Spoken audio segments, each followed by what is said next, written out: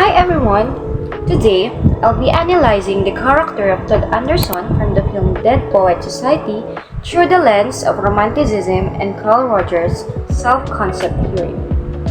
And before we begin, I want to show you the clip of Todd's poetry from Dead Poet Society. As you can see in the video, Todd's journey is a powerful example of how poetry and psychology intersect, showing how a person can move from silence and insecurity towards self-expression and authenticity.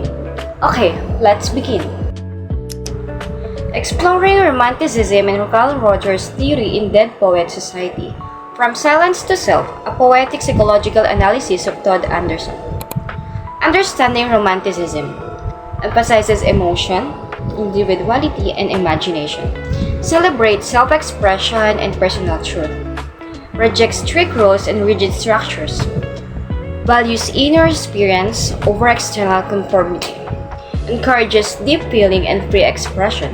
Embrace of authenticity even against society's norms. In Dead Poet Society, John Keating uses this poem to inspire students to seize the day and find their own voices.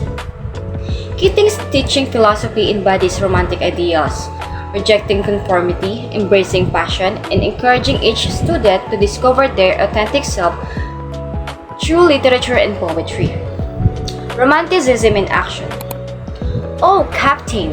My Captain, our pupil trip is done. This ship was weathered every rock, the prize we sought is won.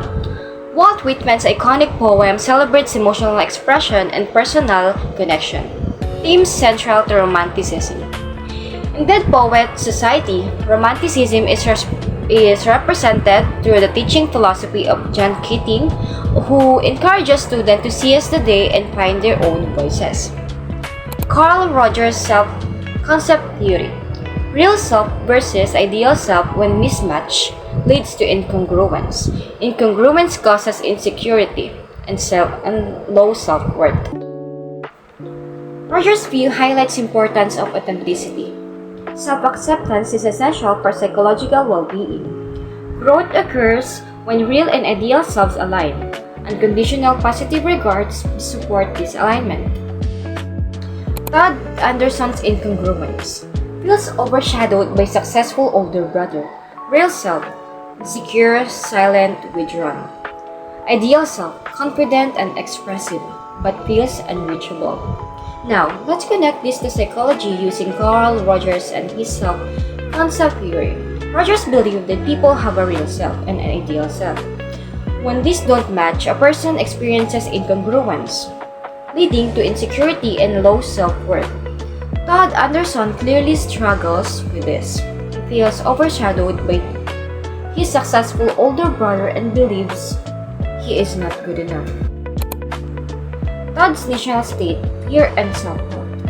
At the beginning of Dead Poet Society, Todd Anderson embodies deep-seated fear and lack of confidence. He consistently avoids speaking in class and resisting any form of participation that may draw attention to himself.